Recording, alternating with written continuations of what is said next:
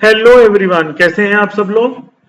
और last lecture में बच्चे हमने पढ़ा था आइडियल सोल्यूशन क्या होता है, राउल्ट्स लॉ क्या होता है, कैसे कैसे कंडीशंस जो है वो फॉलो होती हैं, एग्जांपल्स करी थी। आज के लिए जो हमारा टॉपिक रहेगा that will B non ideal solution. और नॉन आइडियल सोल्यूशन में क्या क्या डेविएशंस हैं, कैसे कैसे होगा, वो सारा हम करेंगे। आज डिटेल में बात करेंगे नॉन आइडियल सोल्यूशंस की, लेकिन उससे पहले एक रिक्वेस्ट कि हमारे चैनल को सब्सक्राइब करना ना भूलें और हमारी वीडियोस को लाइक एंड शेयर करें मैक्सिमम। और अगर आपका कोई डाउट है तो कमेंट बॉक्स में कमेंट करें, will get back to you as soon as possible.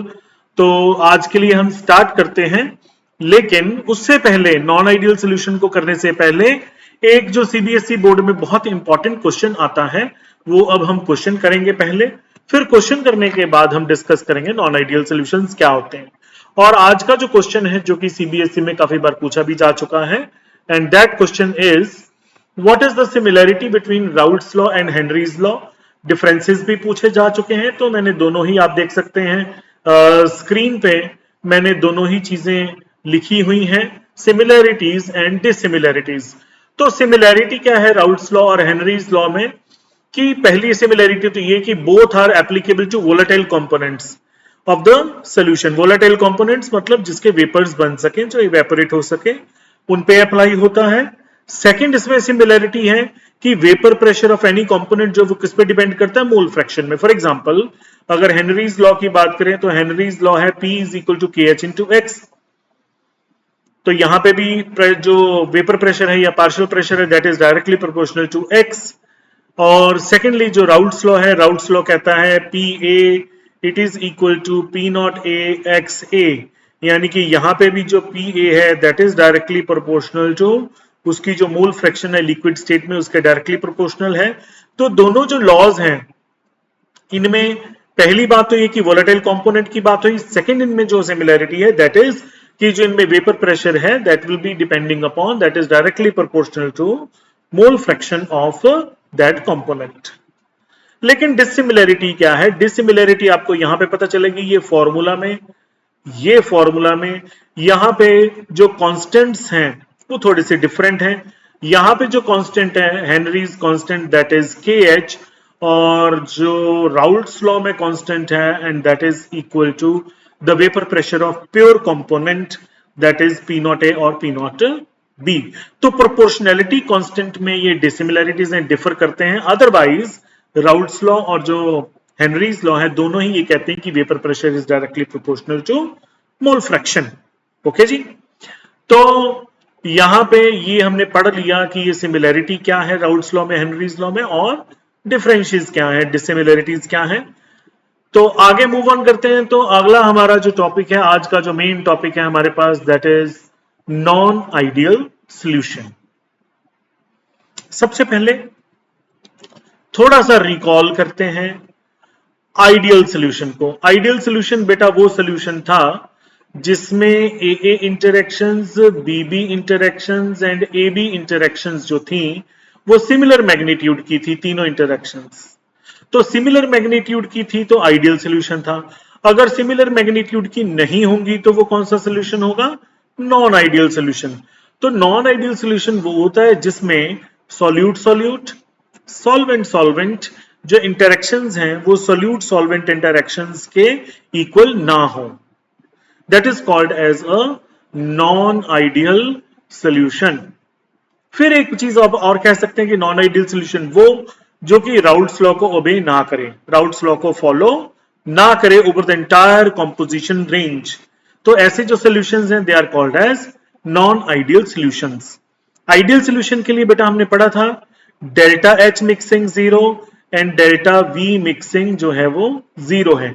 लेकिन नॉन आइडियल सॉल्यूशन के लिए डेल्टा एच मिक्सिंग 0 भी नहीं है और डेल्टा वी मिक्सिंग भी 0 नहीं है। यानी कि अगर 50 ml A का 50 ml B का मिक्स करेंगे तो आइडियल सॉल्यूशन में तो टोटल वॉल्यूम 100 ml आता था, लेकिन यहां पे 100 से या तो ज्यादा होगा या कम होगा। अगर इक्वल नहीं है तो दो ही चीजें हो सकती हैं, या तो उससे कम या उससे ज्यादा। तो वेपर प्रेशर भी ऐसा ही होगा, या उससे कम या उससे ज्यादा।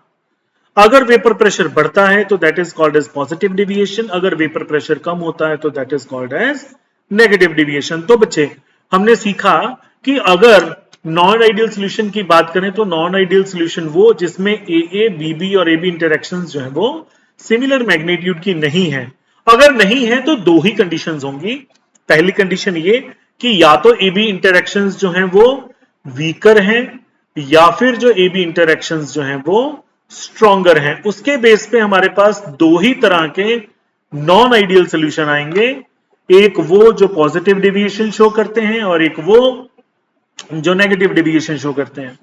अगर हमारे पास जो ए बी इंटरेक्शंस हैं दे आर वीकर, तो जो डेविएशन है दैट इज पॉजिटिव डेविएशन।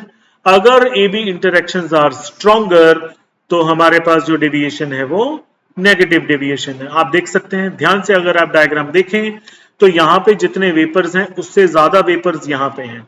अगर वेपर्स ज्यादा बन गए तो वेपर प्रेशर जो है वो बढ़ जाएगा, यानी कि अगर इंटरेक्शंस वीक हैं तो मॉलिक्यूल्स जो है वो जल्दी ब्रेक करेंगे, जल्दी ब्रेक करके वो वेपर्स में कन्वर्ट हो सकते हैं, जिसके कारण जो वेपर प्रेशर है वो बढ़ जाएगा, and that is called as positive deviation. अगर आप यहां पे देखेंगे तो वेपर्स बहुत कम हो गए, क्यों? क्योंकि ए बी इंटरेक्शंस जो है वो स्ट्रॉन्गर हो गई। अगर इंटरेक्शंस बढ़ गई तो फिर उनको वेपर्स बनाने के लिए या उनको बॉईल करने के लिए आपको बहुत ज्यादा उसको हीट करना पड़ेगा, या बॉइलिंग पॉइंट ऐसा कह लीजिए बढ़ जाएगा, या ज्यादा एनर्जी देनी पड़ेगी ए बी इंटरेक्शंस को ब्रेक करने के लिए। तो दैट मीन्स कि उनके कम वेपर्स बनेंगे, कम वेपर्स बनेंगे एट अ पर्टिकुलर टेम्परेचर, तो वेपर प्रेशर जो होगा वो कम होगा। तो हमने पढ़ा कि पॉजिटिव डेविएशन में वेपर प्रेशर जो है वो बढ़ जाता है, यानी कि P A will be greater than P not A x A and P will be greater than P not B x B. Total जो वेपर प्रेशर है that is also greater than P not A x A plus P not B x B. ये ideal वाला और ये non ideal वाला। तो non ideal वाला जो है पॉजिटिव डेविएशन में जो प्रेशर है टोटल प्रेशर वेपर प्रेशर वो बढ़ जाता है। नेगेटिव डेविएशन की अगर बात करेंगे तो पीए जो है वेपर प्रेशर क्योंकि कम हो रहा है तो that will be less than P not A x A, PB will be less than P not B x B, and बच्चों P total will be less than P not A x A plus P not B x B. तो यहां पे vapour pressure कम हो गया और यहां पे vapour pressure बढ़ गया। थोड़ा सा मैं सम अप कर रहा हूं अब ये दो तीन पॉइंट्स जो बहुत इंपॉर्टेंट है। आइडियल सोल्यूशन में जितना वेपर प्रेशर था उससे वेपर प्रेशर पॉजिटिव डेविएशन में बढ़ रहा है और नेगेटिव डेविएशन में वेपर प्रेशर कम हो रहा है।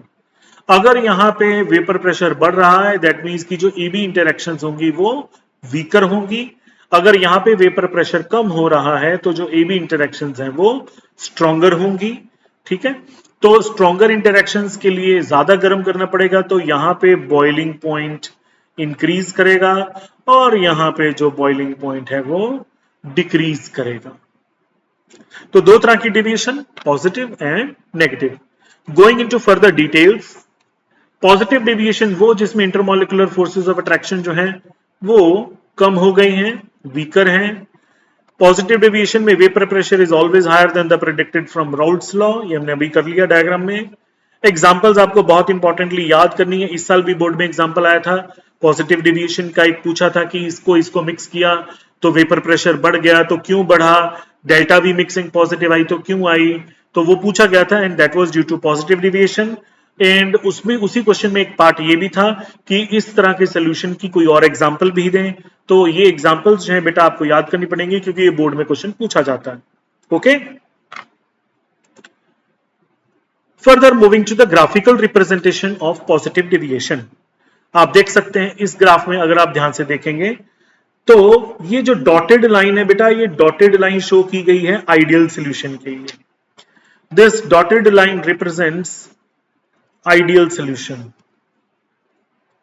ठीक है जी, ये हमारा जो कंप्लीट लाइन है this is non ideal solution. आप देख सकते हैं ये डॉटेड लाइन आइडियल सोल्यूशन, तो ए का वेपर प्रेशर भी बढ़ रहा है, बी का भी वेपर प्रेशर बढ़ रहा है, तो ग्राफ ऊपर की तरफ बनाया और टोटल वेपर प्रेशर भी इंक्रीज हो रहा है in comparison to ideal solution. यहां पे x से 1 है तो x भी 0 होगा। इस तरफ b की मोल फ्रैक्शन बढ़ रही है अगर आप देखेंगे बी की मोल फ्रैक्शन बढ़ रही है तो वेपर प्रेशर भी बी का बढ़ रहा है। यहां पे आके क्या आ जाएगा, पी नॉट बी। यहां पे एक्स से जीरो है, इस तरफ ए की मोल फ्रैक्शन बढ़ रही है, ए की। तो जैसे जैसे ए की मोल फ्रैक्शन बढ़ रही है उसका जो वेपर प्रेशर है वो बढ़ रहा है, आप देख सकते हैं। तो that is vapour pressure curve of A. यहां पे आके maximum, so this is P not A, जहां पे सिर्फ ए प्रेजेंट है। अब मैं बहुत इंपॉर्टेंट बात बच्चों आपको सिखाने जा रहा हूं, दिस इज वेरी इंपॉर्टेंट। इस ग्राफ में बेसिकली ये जो ग्राफ है ये बुक्स में ऐसा ही बना होता है, लेकिन एक्चुअली ये जो ग्राफ होता है ये कुछ इस तरह का होता है कि इसमें जब यहां तक आते हैं तो यहां तक ऐसा हो जाता है, थोड़ा सा ये आइडियल को मैच करना शुरू कर देता है और प्योरली ग्राफ वैसा होता नहीं जैसा हमने शो किया था डायग्राम में। जैसे जैसे ये थोड़ा सा यहां तक आएगा तो ये आइडियल को मैच करता है। सिमिलरली अगर मैं इसको भी ड्रॉ करूं तो ये भी थोड़ा सा मैं इस तरह से ड्रॉ करूंगा।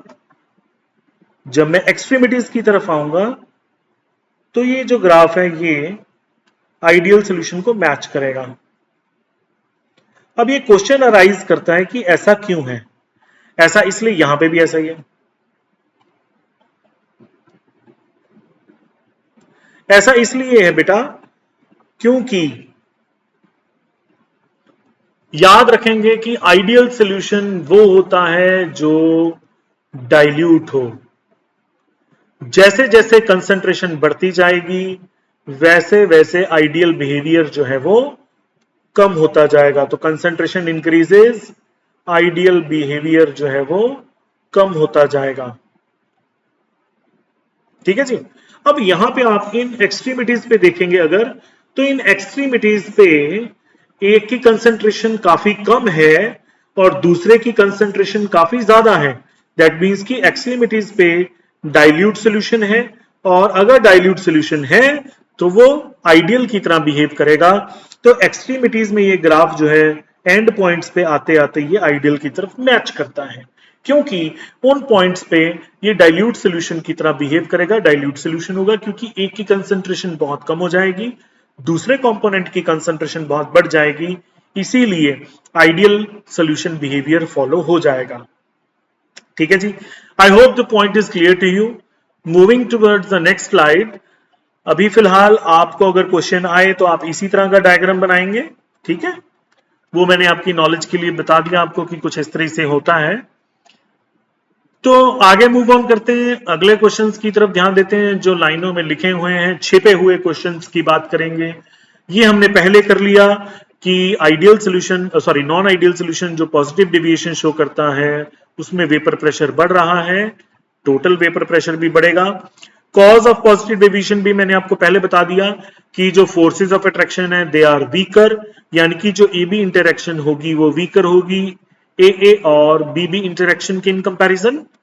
अच्छा, एक और बात इसमें बहुत इंपॉर्टेंट ये कि डेल्टा एच मिक्सिंग पॉजिटिव। याद रखेंगे, याद रखने का तरीका क्या है बेटे, अगर पॉजिटिव डेविएशन है तो दोनों चीजें पॉजिटिव हैं, डेल्टा एच मिक्सिंग भी पॉजिटिव है और डेल्टा वी मिक्सिंग भी पॉजिटिव है।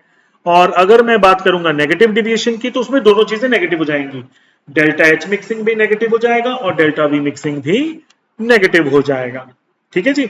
अब यहां पे क्योंकि delta H mixing greater than zero, that means it is an endothermic process. Endothermic process का मतलब है कि इसमें हीट एब्जॉर्ब होगी। अगर हीट एब्जॉर्ब होगी तो क्या होगा कि जो सोल्यूशन है वो कूल डाउन हो जाएगा। ठीक है, क्योंकि एनर्जी एब्जॉर्ब हो चुकी है, मॉलिक्यूलर इंटरेक्शन लेस थी, हीट रिलीज्ड जो थी वो लेस थी, लेकिन तोड़ने के लिए जो एनर्जी लगी मॉलिक्यूल्स को ए और बी को वो ज्यादा लग गई। That is why the process has become endothermic, और एनर्जी ज्यादा कंज्यूम होने की वजह से, यूज होने की वजह से जो टेम्परेचर है सिस्टम का वो गिर जाएगा और सोल्यूशन ठंडा हो जाएगा। That means the solution cools down and temperature जो है वो डिक्रीज करेगा, there will be a fall in temperature. Okay बच्चों, तो I hope this is clear. और डेल्टा वी मिक्सिंग जो है दैट इज ऑल्सो पॉजिटिव। क्यों? अब यहां पे मैंने आपको एक एग्जांपल दी थी आइडियल सॉल्यूशन में कि 50 ml ए का मिक्स किया, 50 ml बी का मिक्स किया, और आइडियल सोल्यूशन होता तो 100 ml होता, लेकिन यहां पे ग्रेटर देन 100 ml है। ग्रेटर देन क्यों है? क्योंकि अगर ए बी इंटरेक्शंस वीक हैं तो मॉलिक्यूल्स जो हैं वो दूर दूर जाएंगे, दूर दूर जाएंगे तो वॉल्यूम जो है वो बढ़ जाएगा, और वॉल्यूम बढ़ने से जो डेल्टा वी है वो पॉजिटिव आ जाएगा, because it is final volume minus initial volume. तो अगर फाइनल वॉल्यूम बढ़ गया है इनिशियल वॉल्यूम से तो नेचुरली डेल्टा वी मिक्सिंग जो है वो पॉजिटिव आएगा, क्योंकि मॉलिक्यूल्स के बीच में जो इंटरमॉलिक्यूलर फोर्सेस ऑफ अट्रैक्शन है वो वीक हो गई, तो मॉलिक्यूल थोड़ा दूर दूर जाएंगे, अट्रैक्ट नहीं करेंगे एक दूसरे को, तो दूर दूर हो जाएंगे, डिस्टेंस बढ़ जाएगा। डिस्टेंस बढ़ने की वजह से वॉल्यूम जो है वो इंक्रीज कर जाएगा, एंड जो वॉल्यूम यहां पे आएगा that will be greater then 100 ml। Negative division में बिल्कुल इससे उल्टा करेंगे सब कुछ, ठीक है ना, बिल्कुल रिवर्स हो जाएगी सारी चीजें। तो moving towards the negative deviation, तो नॉन आइडियल सॉल्यूशन ऐसे जिनमें ए बी इंटरेक्शन स्ट्रॉन्गर हो जाए, जैसे कि हमने पहले देखा था उस डायग्राम में।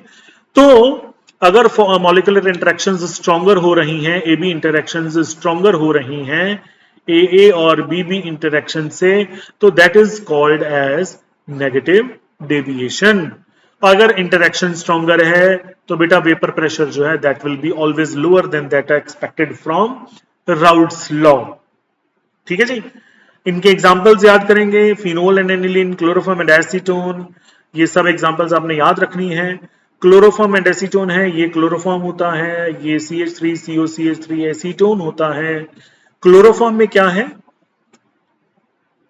कुछ इसका स्ट्रक्चर ये ड्रॉ करते हैं, बताते हैं। क्लोरोफॉर्म में डाइपोल डाइपोल इंटरेक्शन है, थोड़ा सा पोलर है कंपाउंड, इसमें भी डाइपोल डाइपोल इंटरेक्शन है, लेकिन जब इन दोनों को मिक्स किया तो इनमें हाइड्रोजन बॉन्डिंग आ गई, and this hydrogen bonding is much more stronger than dipole dipole interaction, due to which stronger interactions आ गई। स्ट्रॉन्गर इंटरेक्शंस आने की वजह से क्या होगा कि जो वेपर प्रेशर है वो कम हो जाएगा, आपको ज्यादा गर्म करना पड़ेगा, इसको बॉइलिंग पॉइंट जो है वो बढ़ जाएगा। ठीक है जी। Moving towards the next slide, graphical representation है नॉन आइडियल सॉल्यूशन का, शोइंग नेगेटिव डेविएशन। यहां पे आप देख सकते हैं कि वेपर प्रेशर कम हो रहा है तो ग्राफ जो है वो नीचे की तरफ कर्व बनाई गई है, वेपर प्रेशर कम हो रहा है। डॉटेड वाला जो है दैट शोज आइडियल कर्व, तो आइडियल से नीचे बनाया तो दैट मींस कि वेपर प्रेशर कम हो रहा है, वेपर प्रेशर कम होगा तो बॉइलिंग पॉइंट बढ़ेगा। ठीक है जी।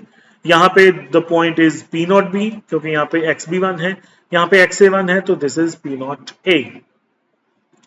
आई होप वो क्लियर होंगी चीजें। यहाँ पे भी ऐसे ही होगा, यहाँ पे भी ऐसे ही, एक्सट्रीमिटीज पे ये आइडियल सोल्यूशन को टच करेगा, बिकॉज ये डाइल्यूट सोल्यूशन हो जाएगा at the extreme points. Okay जी, चलिए आगे बढ़ते हैं।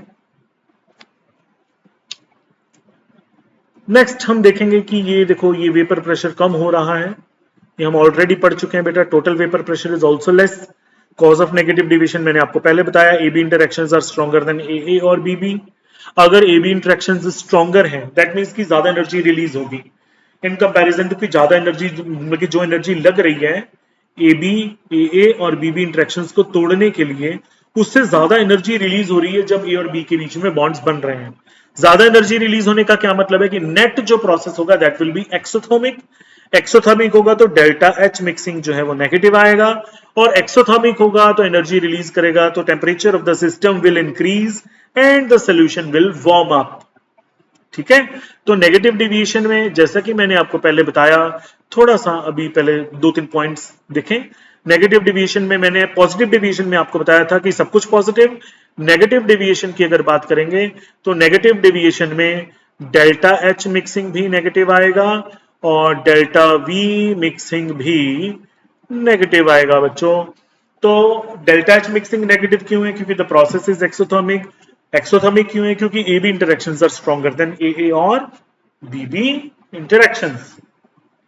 अब क्योंकि एक्सोथर्मिक है तो टेम्परेचर बढ़ेगा नेचुरली। और अब जो दूसरा पॉइंट है वो ये कि डेल्टा वी मिक्सिंग 0 से कम क्यों है, यानी कि अगर यहां पे मैं 50 ml ए का मिक्स करता हूं, 50 ml बी का मिक्स करता हूं, तो final volume will be less then 100 ml। बच्चों क्यों? क्योंकि ए और बी के बीच में फोर्सेस ऑफ अट्रैक्शन बढ़ रही हैं। जब फोर्सेस ऑफ अट्रैक्शन बढ़ेंगी तो मॉलिक्यूल्स क्लोजर आएंगे। अगर मॉलिक्यूल्स क्लोजर आएंगे तो final volume will be lesser than the initial volume. तो फाइनल वॉल्यूम अगर लेसर होगा तो डेल्टा वी मिक्सिंग जो है बेटा वो नेगेटिव। अब बहुत इंपॉर्टेंट चीज, एजियोट्रोप्स। दोनों तरह के जो नॉन आइडियल सोल्यूशन है उनमें एक बहुत इंपॉर्टेंट चीज देखी गई, एक बहुत इंपॉर्टेंट फॉर्मेशन देखी गई, and that was the formation of azeotropes. देखा ये गया पॉजिटिव डेविएशन में, मान लीजिए फॉर एग्जांपल, देखा ये गया कि पॉजिटिव डेविएशन में वेपर प्रेशर जो है वो बढ़ रहा है। एक ऐसी स्टेज आती है जहां पे वेपर प्रेशर सोल्यूशन का मैक्सिमम हो जाएगा, उस पॉइंट पे बॉइलिंग पॉइंट जो है वो मिनिमम हो जाएगा। अगर बॉइलिंग पॉइंट मिनिमम हो जाएगा तो उस पॉइंट पे दोनों जो कंपोनेंट्स हैं वो एक ही फ्रैक्शन में आ जाते हैं, तो उनको आप डिस्टिल नहीं कर पाओगे, उनको आप सेपरेट नहीं कर पाओगे, क्योंकि उनके दोनों के बॉइलिंग पॉइंट्स सेम हो जाते हैं। कैसे, अभी हम ग्राफिकल रिप्रेजेंटेशन करते हैं, लेकिन थोड़ा सा पहले डेफिनेशन को देख लें। The binary solutions having same composition in liquid and vapour phase. ये मैं आपको ग्राफ में समझाता हूं कि having same composition in liquid and vapour phase कैसे। तो लिक्विड और वेपर फेज में कंपोजिशन सेम हो जाती है ऐसे बाइनरी सॉल्यूशन, तो वो कांस्टेंट टेम्परेचर पे बॉईल करना स्टार्ट कर देते हैं, यानी कि दोनों कंपोनेंट्स का जो बॉइलिंग पॉइंट है बेटा वो सेम हो जाता है। अगर बॉइलिंग पॉइंट सेम हो जाता है तो आपको पता है डिस्टिलेशन में तो मेजर बेसिक जो फंडामेंटल क्राइटेरिया है वो यही कि दोनों का जो बॉइलिंग पॉइंट है वो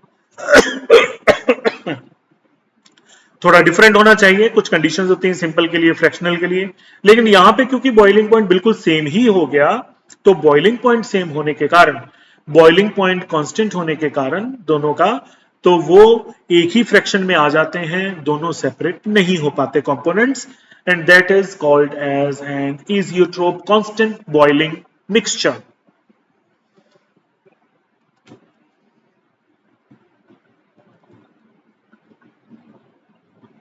आइडियल सॉल्यूशन में ऐसा कभी नहीं होता।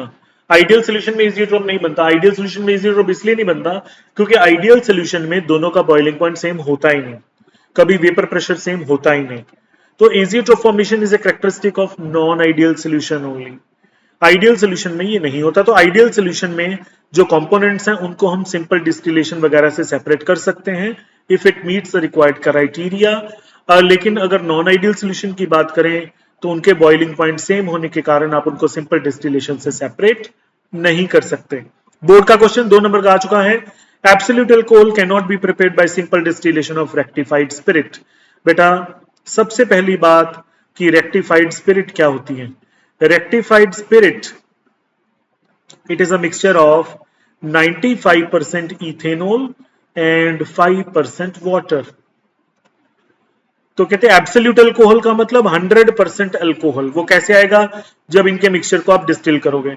लेकिन कहते हैं वो नहीं मिलता, वो नहीं मिल पाता हमें। वो क्यों नहीं मिल पाता हमें, वो इसीलिए नहीं मिल पाता क्योंकि रेक्टिफाइड स्पिरिट में अल्कोहल और वाटर है।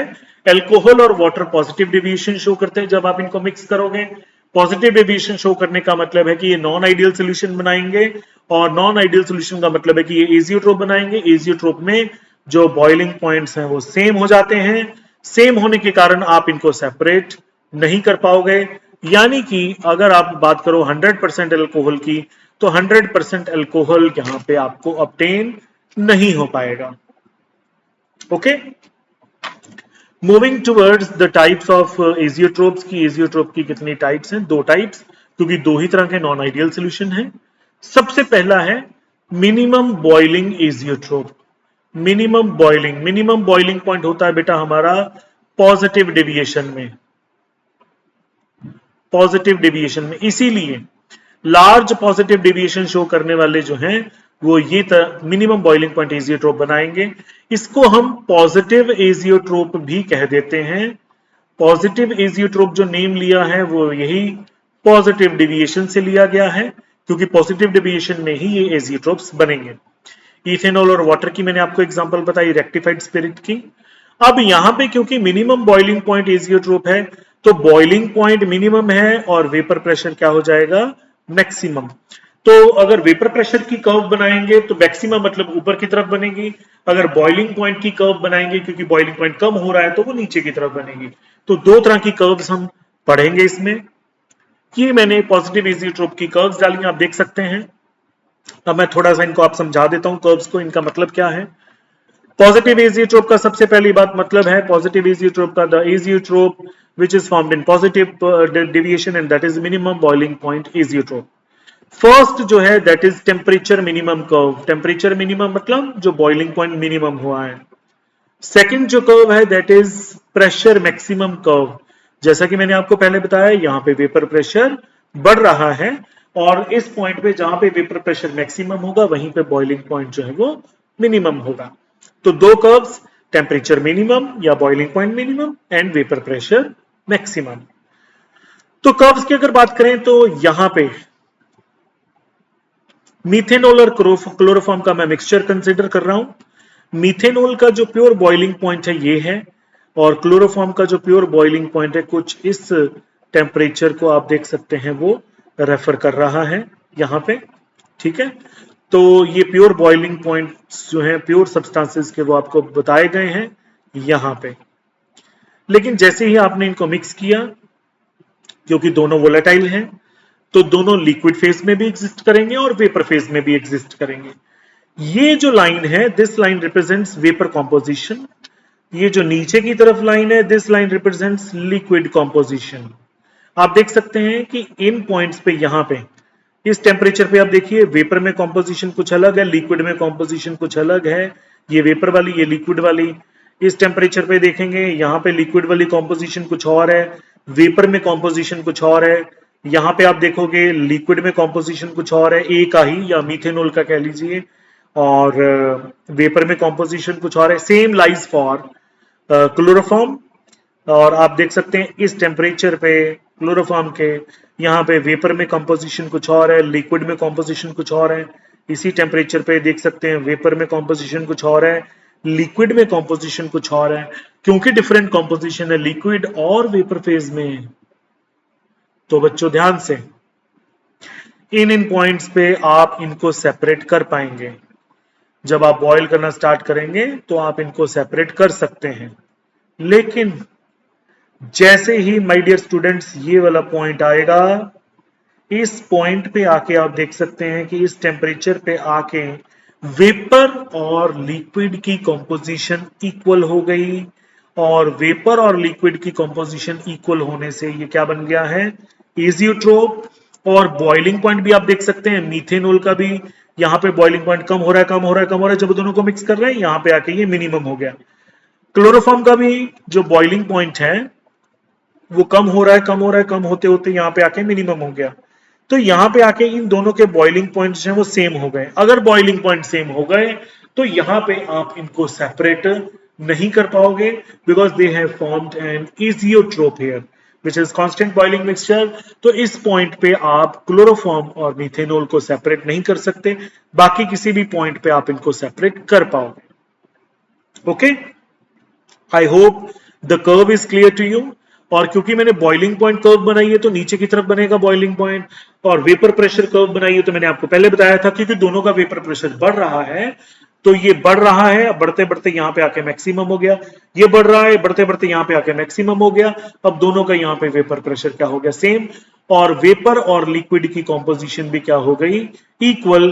तो यहाँ पे आके क्या बन गया, एजियोट्रोप, और एजियोट्रोप के बनने से अब आप इस पॉइंट पे मीथेनॉल और क्लोरोफॉर्म को सेपरेट नहीं कर पाएंगे। This point is called as constant boiling mixture called as azeotrope. Okay, तो ये था पॉजिटिव डेविएशन का एजियोट्रोप। नेक्स्ट हमारे पास है मैक्सिमम बॉइलिंग पॉइंट एजियोट्रोप। तो मैक्सिमम बॉइलिंग पॉइंट एजियोट्रोप बनता है नेगेटिव डेविएशन में, क्योंकि आज ही हमने किया नेगेटिव डेविएशन में वेपर प्रेशर कम तो बॉइलिंग पॉइंट ज्यादा। तो मैक्सिमम बॉइलिंग पॉइंट एजियोट्रोप बनेगा नेगेटिव डेविएशन में। अगर बॉइलिंग पॉइंट मैक्सिमम है तो बेटा याद रखेंगे तो वेपर प्रेशर क्या होगा, मिनिमम। तो बॉइलिंग पॉइंट ऊपर की तरफ ग्राफ आएगा और वेपर प्रेशर का अगर आप ग्राफ देखेंगे तो वो नीचे की तरफ जाएगा। ठीक है जी। तो these azeotropes have boiling point जो है higher than either of the pure component. दूसरी तरफ क्या था कि जो बॉइलिंग पॉइंट था दोनों कंपोनेंट से कम था सोल्यूशन का। यहां पे जो एजियोट्रोपिक सोल्यूशन है उसका जो बॉइलिंग पॉइंट है दोनों कंपोनेंट से ज्यादा है। दोनों कंपोनेंट से ज्यादा क्यों है? क्योंकि उसमें जो इंटरमोलिकुलर फोर्सेस ऑफ अट्रैक्शन है my dear students, AB interactions they are stronger than AA and BB interactions which are present in individual components. इसीलिए इनका जो बॉइलिंग पॉइंट है सोल्यूशन का वो ज्यादा है। तो मैंने ये पॉइंट्स आपको पहले बता दिए। अगर बॉइलिंग पॉइंट हायर है तो वेपर प्रेशर जो होगा वो लोअर होगा। ओके, तो इस तरह की जो एजियोट्रोप बनते हैं उनको नेगेटिव एजियोट्रोप भी कहा जाता है। नेगेटिव एजियोट्रोप का मतलब जो नेगेटिव डेविएशन में बने।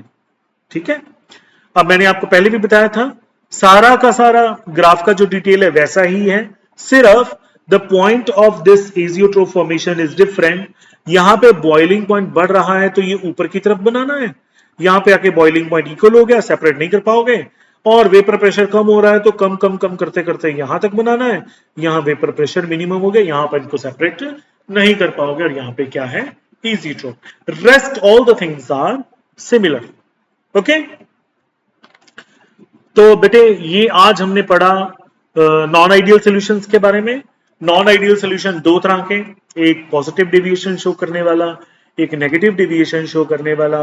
और उनमें एजियोट्रोप की फॉर्मेशन हमने स्टडी की कि पॉजिटिव डेविएशन में पॉजिटिव एजियोट्रोप बनता है, नेगेटिव डेविएशन में नेगेटिव एजियोट्रोप बनता है। इसी के साथ ये हमारा जो टॉपिक है नॉन आइडियल सॉल्यूशंस का, ये हमारा कवर अप हो जाता है। नेक्स्ट हमारा जो टॉपिक है बेटा वो कॉलिगेटिव प्रॉपर्टीज का टॉपिक है, जो कि हम नेक्स्ट लेक्चर में कवर करेंगे।